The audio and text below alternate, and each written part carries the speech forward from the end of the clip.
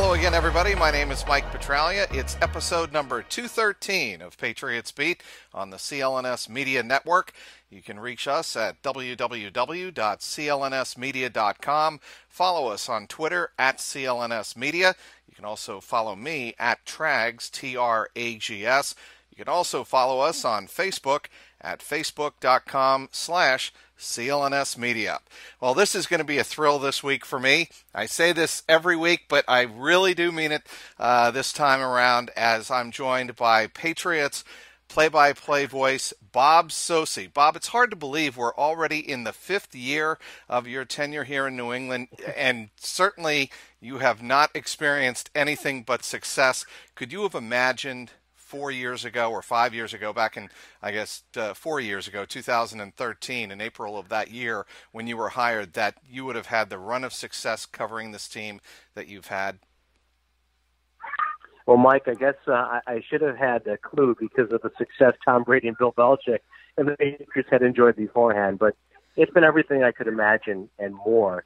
And for me, honestly, it's hard to believe this is the first time in the 5 years that we're actually talking to one another on the air, other than a teleconference that gets picked up and broadcast, because you and I have had a lot of conversations in the workroom, the media workroom at Gillette Stadium. Good conversations. Of course, we've shared the Q&As with Bill Belichick and the various Patriots, but it's great to be with you tonight. And it is amazing to me, surreal, honestly, to think about the privilege of calling this team for the Patriot fans and the opportunity to call 2 Super Bowls. And not only that, but 2 of the most memorable sporting events in really modern American history.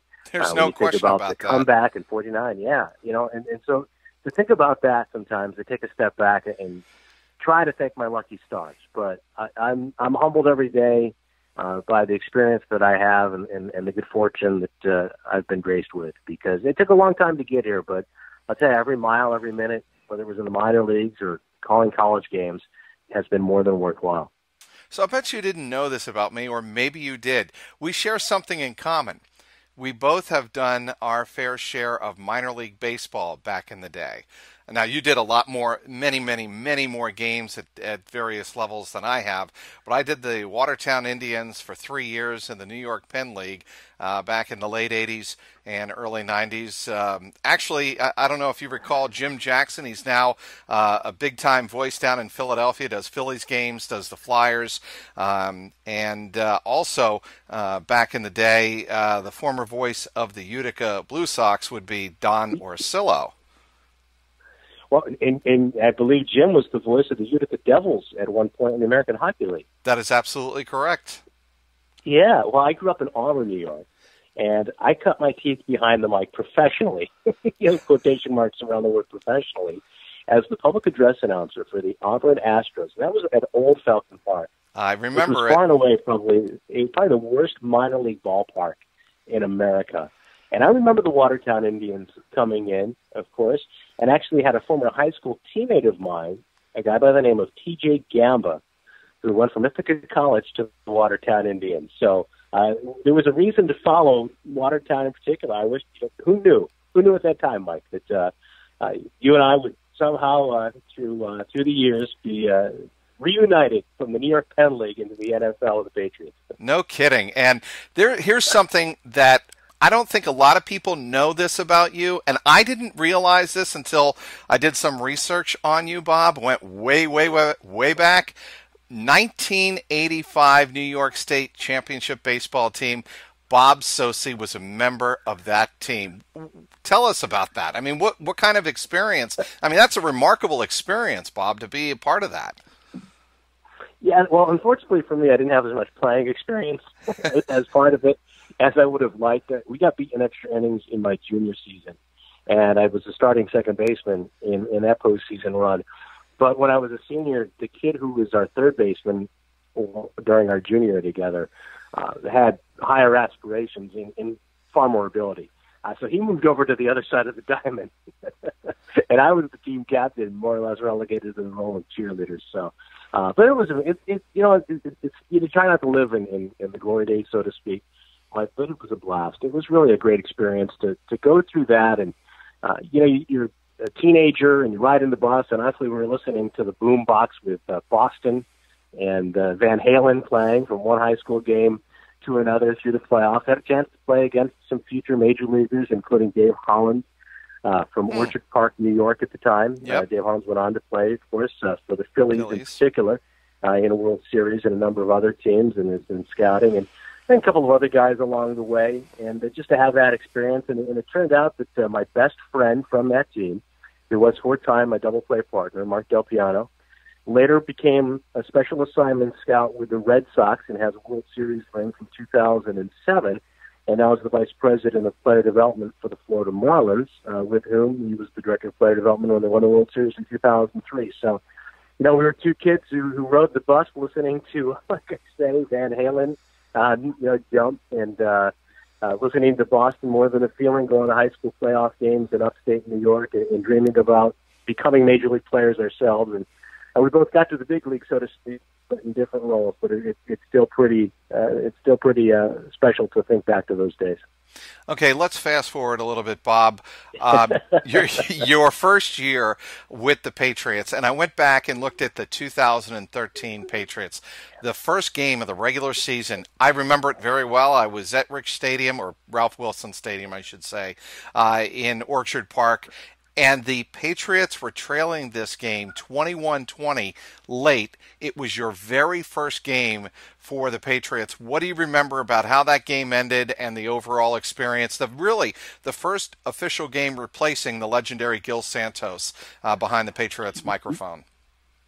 Yeah, Mike, a few things stand out. And in the fourth quarter in particular, the performances of Danny Amendola and Shane Vereen. I think a lot of people forget that really Amendola laid his season on the line that day against the Bills in his very first game as a Patriot, really under intense scrutiny, trying to take over for Wes Welker. At that time, we didn't know Julian Edelman was going to be the Julian Edelman that he became. It really was Amendola, right, you'll recall, who was signed to be Welker's replacement. And Danny tears the muscle off the bone, the torn groin, in the process of making diving catches over the middle and helping the Patriots come back against the Bills. And Shane Vereen was instrumental in that comeback as well, along with, of course, Tom Brady, and then Stephen Gostkowski nails the game winner. But along the way, I was thinking in the fourth quarter, the Patriots are behind. This is my first game. They're trailing the Buffalo Bills. At one point, I think Gerard Mayo got called for personal foul, and maybe feeling my oats a bit without really establishing any credibility. Yeah, I think I called him out for a boneheaded play along the sideline, picking up a personal foul. And by the fourth quarter, before that rally, I was thinking to myself, if they don't come back and win this game, people are really going to be displeased with this. They're going to blame it all on poor Bob. Yeah, so luckily they came back and had a remarkable run. And the team was depleted by injuries, but nonetheless found a way to beat the Saints with the Kenbrell Tompkins catch. Got up to a great start, limped down the stretch a little bit, but still got to the AFC Championship. And what a special experience, helping me to prepare for the following year when they not only won the AFC title, but of course won the Super Bowl championship. Let me ask you something, Bob. How was your relationship with Gil, and did he give you any advice stepping into those kind of shoes? Because let's face it, Gil Santos is a legendary, I would say Hall of Fame caliber broadcaster here in New England. Everybody knows his voice. It's distinctive. Stepping in to fill those shoes around here, this may sound like hyperbole a little bit, but it's like filling in or replacing Vin Scully for the Dodgers. Gil Santos was the Patriots on the air, and I can only imagine, having a broadcast background that I do, stepping into those shoes had to be at least a little bit daunting, and I'm curious if Gil reached out to you. Yeah, Mike, it's really interesting, and I have to say, and I've said this many times, I never felt like I was going to try to step into Gil's shoes or fill those shoes, and if I had really tried that, I would have failed miserably. And that was part of the advice that Gil gave me, just be yourself. But to backtrack a little bit, when I moved to Boston, because I was calling Navy at the time, right, in 2007, and my then fiancée was offered an opportunity to come to Boston. She was from the South Shore, and it was a great job opportunity for her, really a dream job. So we decided, okay, we'll move there, get married. I'll knock on doors up in New England and see if I can find something. But at the same time, I can still be based there and go back and forth. to the Mid-Atlantic and do what I was doing, college basketball and football and minor league baseball. But I had heard Gil numerous times. I actually heard him for the first time in the stadium at Gillette in the 2003 AFC Championship, the great Ty Law performance in the snow against Peyton Manning and the Colts. I'd actually got a ticket from a friend of mine who did some accounting for Marcus Pollard of the Colts. So I was sitting in the Colts fan section with a Sony Walkman on, listening to Gil Santos and that powerful voice.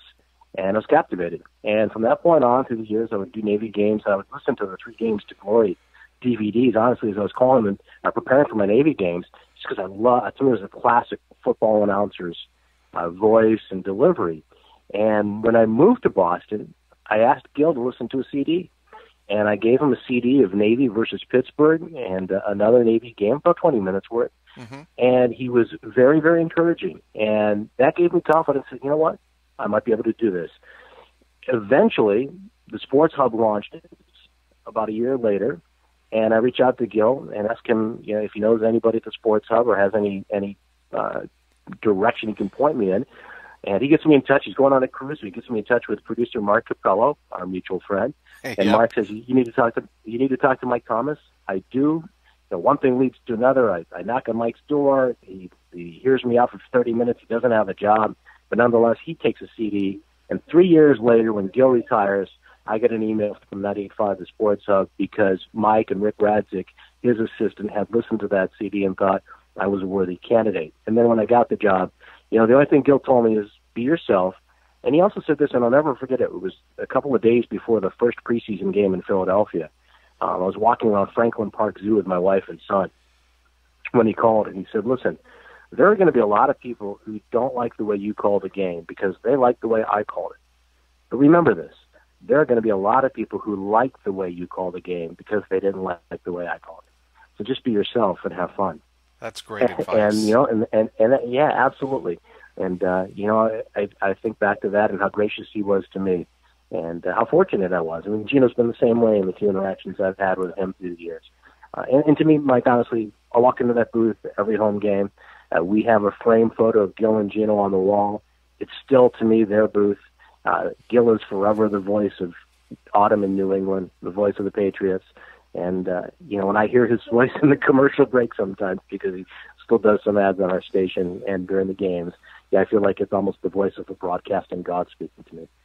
What about working with Scott Zolak? I mean, I'm sure, like with any new partner, it had to be there had to be a transition, and there had to be a sense of getting used to your new partner, acclimation. You had to be acclimated to this new personality that you were working with, and Zoe has his own way of doing analysis on a broadcast, and I'm just wondering what it's been like over the years getting to know Zoe, his timing, and all of that. Yeah, it's funny. I think we had a good chemistry right from the start. I think part of it was, honestly, Zoe was so easy to work with, and it had such a positive energy. And when I was in the booth in Philadelphia, that first night of preseason game against the Eagles, I was very nervous, as you can imagine, and it was daunting trying to follow Gil. And the first thing Zoe said to me, and I say this tonight because one of our colleagues from 98.5, the Sports Hub, as we talk, Ryan Johnston, is getting an opportunity to fill in on the Bruins preseason game. And Zoe sent him a tweet tonight, and he said, Ryan, good luck. Don't F it up. And Ryan responded and said, hey, thanks a lot for the confidence. And Zoe said, I told Socci that the first night we were together. And that's exactly the truth. He told me right before we went on the air, hey, Bob, don't blank this up. And, it broke me up in laughter. And it put me at ease and made me feel like, hey, you know what? I belong in this booth with Scott. And I understood, too, when I interviewed for the job, that Zoe was the star. I was familiar enough with Boston radio at that point to realize that he had a real personality. And in my opinion, he's not only a great analyst, as a former quarterback who does a great job of breaking down in the moment live without the benefit of replay often what we're watching and even anticipating it. I know Tony Romo has gotten a lot of credit, rightfully so, the last couple of weeks for his analysis and almost predicting what's about to happen. Well, Zoe does it on a regular basis, which is the other day in New Orleans, before Brady threw a pass toward Chris Hogan, looking for a touchdown deep in Saints territory. Zoe's like, Hogan, as soon as they line up, he knows where Brady's going to go with it. So he's very insightful, knows the game extremely well, obviously very passionate and beloved by Patriot fans. He's passionate about the Pats. But beyond that, too, his positive energy and, his good sense of humor and being the life of the party, it makes it easy on me to do what I do. We have very different styles. I think we complement one another very well. I think had we been two guys who sounded a little bit like Gil and Gino, then we probably wouldn't have fared so well. I think a lot of people would have said, boy, those are two poor imitations of the best. Our broadcast is so different than theirs. And I think that's helped me tremendously. I think that's a big part of why I've been accepted, by those who've accepted me. And the other thing, Bob, that I think goes underappreciated, because Zoe's personality is so strong and dominant, and gregarious, whatever word, bubbly, whatever word you want to use to describe how energetic he is. What you said earlier about calling out the Hogan play, the pass play down that gets overlooked, I think, because Zoe, obviously he was a National Football League quarterback. He knows what he sees, but he understands the game and understands how to really translate that for the fans. And I think, that's the job of an analyst, right? No question about it. Beyond that too, Mike, although we're the Patriots broadcast crew, and we certainly get more excited when the Pats do well than when they don't. And there is no doubt about where the rooting interest lies. Sure. Even if we're not necessarily cheering during the broadcast per se. But Zoe's very honest. And when he sees a mistake by a Patriot, including Tom Brady, he's going to say it. He'll say that's a bad throw, or I don't know what he was thinking. And I think that's probably an exact quote more than once that he's used. He'll call out the right tackle for repeatedly committing false starts, or the left tackle for getting beat. I think the term easy pass or toll lane has made it on the air a few times when a defensive end is blown by one of the tackles. Well, I got to tell you, I'm going to interrupt you he's here. He's honest. Yeah. He is honest, and I'm sorry to interrupt you, but to your point, Bob, Sunday against the Saints, I almost drove. I was listening to your broadcast, and I almost drove off the road when I heard Zoe utter the words, "That was an awful pass by Brady." Do you remember the play I'm talking about? It was early in the game. It was in the first half, and Brady just made a terrible throw, and Zoe didn't hold back. And I think that gives any broadcasting team credibility when you call out and you're critical on the air. You're fair, but you're critical.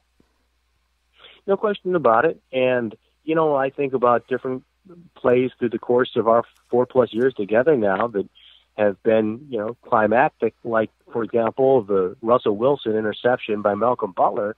Immediately after that play, Zoe jumps on the fact that they didn't run the ball with Marshawn Lynch. Right. And so you've got this Patriots announcer who's on the verge of hysteria and yet still has the presence of mind immediately after the Super Bowl clinching interception to say they screwed up. And I think when you look back on it, and I don't know what the Seahawks announcer said afterwards, but to me it was the perfect blend of, okay, he's excited about what just happened for his team, but he's still being an analyst. He's still saying, hey, you know what, they made a mistake, Patriots capitalized, but that was an awful play call.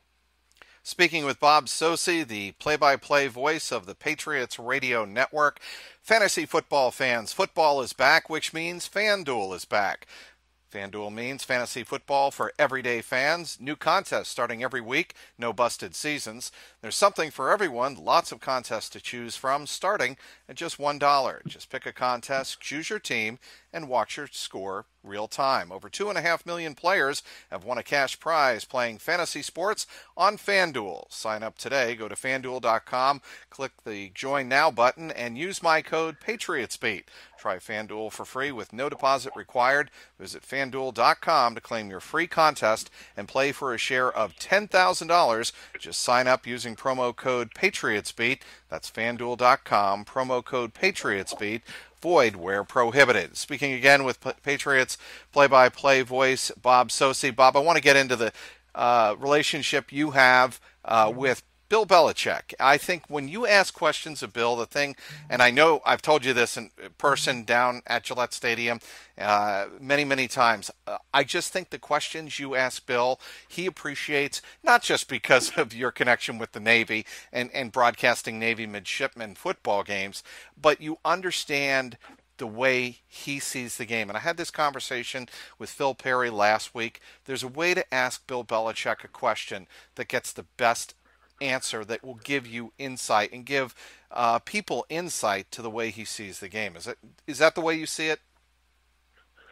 Yeah, Mike, I think a couple of things. One, being the team broadcaster, I'm in a situation unlike a lot of other people where there are questions I'm not expected to ask, and I don't have to ask. Whereas someone who covers the Pats for the Boston Globe or the Boston Herald or another independent outlet, so to speak, and isn't in any way associated with the team. Now, I work for 98.5, the Sports Hub, but I also work for Patriots.com. Right. I am the team broadcaster, and I'm not looking for news. And those guys have to ask some questions sometimes that are uncomfortable to ask, certainly, and we know what kind of answers they usually get. And I'm always mindful of that. My questions are geared more toward football strategy, football history, personnel on the other team, things along those lines. But I think your point is well taken in that with Bill, one of the things I found out early, and I still forget at times, he listens to the entire question. He listens to every word very intently. And you have to phrase it just so in order to convey the question that's on your mind and make sure it comes off your lips that way. And that's not Bill's always case, easy to do. No, it's not, especially when he's looking at you when you're asking the question and you start to get nervous, so that's fair. But, I think the big thing is if Bill feels that you've asked a question that you've put some thought into, if you ask a question and there's a sense that you're trying to learn something about the game and there's a respect for the game and a respect for the process, then I think he gives you a thoughtful answer and a good answer. And I say this a lot to people out of market. I'm always asked on out-of-market interviews, what's it like to work with Bill Belichick? We hear and see him in those press conferences. And I always say that, what you see and hear in those clips, that's not the entire press conference. And often, if you do ask a question, like you and I so often do, because the same could be said of you, and I really appreciate the compliment because, I feel the same way about how you approach the job and the questions you ask. If you ask the right kind of question from Bill, and it's about strategy or history or layer of question that incorporates both, it's like going to a college lecture. Right. It's like football 301. He can spend 15 minutes talking about whether a kick returner needs to take a ball out of the corner of the end zone, and and then he's got to cut himself off. I mean, it's amazing to me. When you walk in there, it's a reminder of no matter how much you know, you realize how little you know in comparison to Bill and the other people that do what they do on that Patriots coaching staff and around the league. I'll tell you this, Bob, and I said, again, I told Phil Perry this last week, and we were talking about this. The most important Phil's great too, by the way.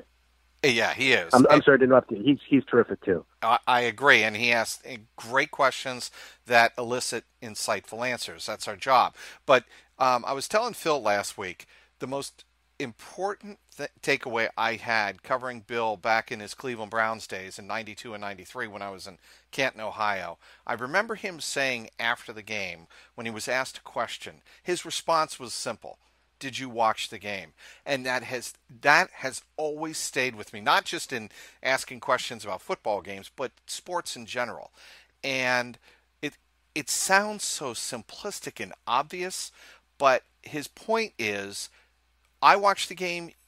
Obviously, you're there. You watched the game. If you ask me a question based on something you saw, then I'll have respect for that. Almost always.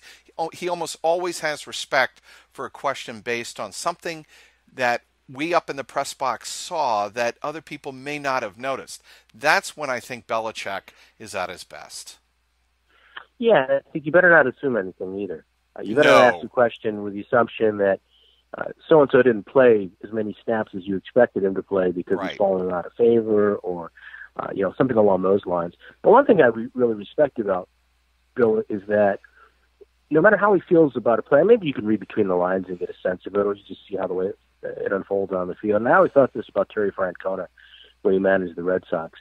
He never throws players under the bus publicly in a press conference setting like that in terms of... He's no Ben McAdoo. Well, exactly. If you ask him about a poor performance by a player, then you're going to get well, we all need to play better. We need to coach better. And it sounds like it's just a recycled answer, and it is. But I have a lot of respect. If I were playing for a guy like that, I know he's going to be honest with me behind closed doors, and I appreciate the fact that at least when it comes to the public, even though it's contrary to what a lot of us would appreciate in the media in terms of making our jobs easier at times. I think the players understand that and appreciate that too. And you're right. I mean, Ben McAdoo's asked about a situation in the Giants game against the Lions, and he says sloppy quarterback play.